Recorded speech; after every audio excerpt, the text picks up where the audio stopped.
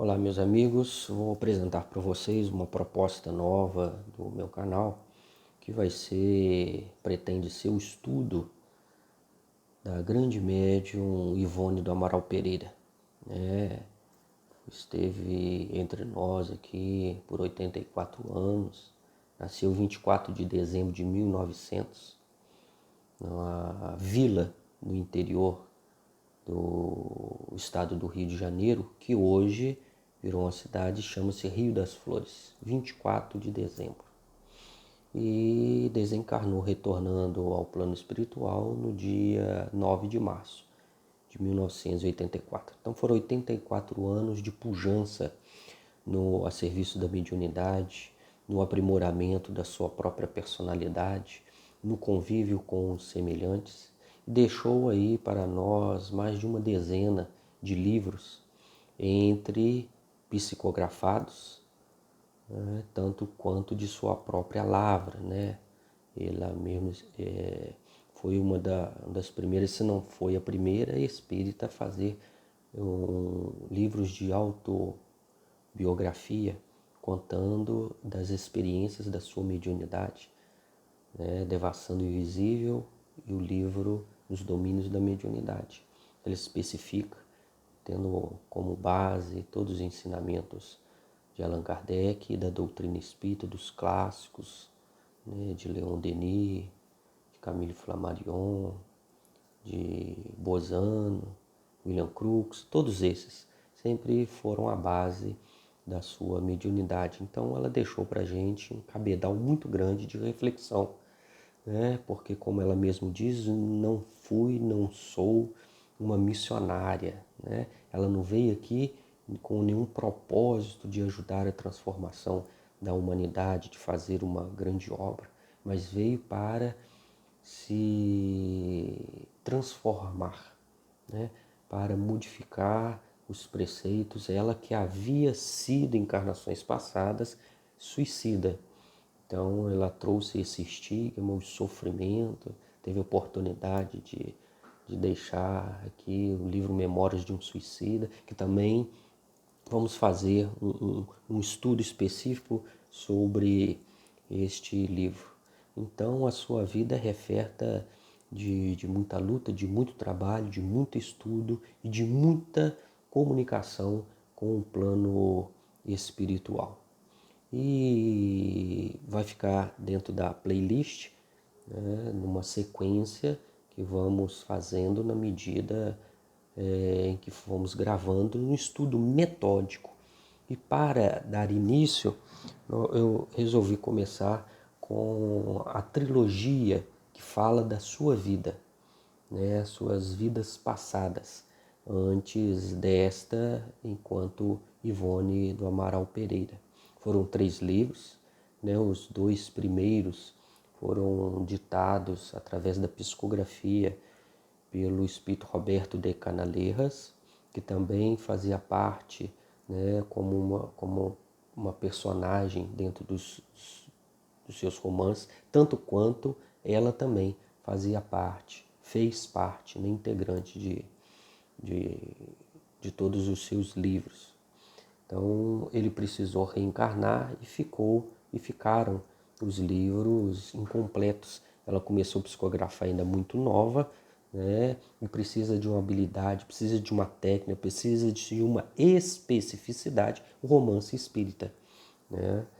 De forma que no início ela, ainda inexperiente, jovem, deixou os escritos de lado, mas nunca deu cabo deles, nunca os queimou nem jogou na lixeira, porque se interessava muito interessante o conteúdo dos livros. Até que o espírito Charles, que é o seu guia, que é o seu mentor, que o auxiliou, que fora seu pai, fora seu irmão em outras encarnações passadas, disse que iria revisar as 2 obras, né? Chama o Drama da Bretanha e o Cavaleiro de Lumière. E assim ele fez, e trouxe a lume esses 2 livros, para depois, de próprio punho, né, ele escreveu os livros Nas Voragens do Pecado. E essa é a trilogia, né? Nas Voragens do Pecado, o primeiro livro, mas que foi escrito, né, por último, o Cavaleiro de Lumière, que foi o segundo a ser escrito, e o Drama da Bretanha, que foi o primeiro a ser escrito, mas é o último da trilogia da Dona Ivone. São esses aqui, ó, Nas Voragens do Pecado, o Cavaleiro de Lumière e o Drama da Bretanha. São livros que trazem, embora falando especificamente da sua vida, da sua personalidade, trazem conhecimentos que a cada vez que eu leio, me emociono e me encanto e aprendo e reflito, e minha vida nunca mais é a mesma a partir de cada vez que eu debruço os meus olhos, o meu tempo para absorver, né? Porque o exemplo dela é um exemplo que cabe para todos nós, né? Como eu disse que ela falou que não era uma missionária, né? Porque ela veio para refazer-se, né? Para estruturar a sua vida, porque depois de N reencarnações, somente a força do Espiritismo, somente a disciplina dos seus guias e a vivência com toda a pujança da sua mediunidade que foi capaz de que ela saísse dessa reencarnação como uma vencedora.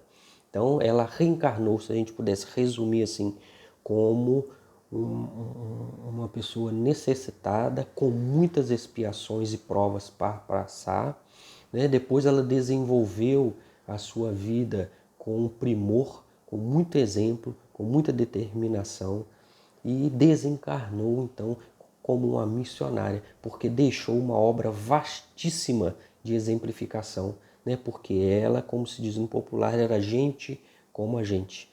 Não tinha nada de excepcional, teve uma vida material muito complicada, que a gente consegue entender, né, lendo as suas reencarnações passadas, de forma que este é o meu propósito, um vídeo apenas de esclarecimento.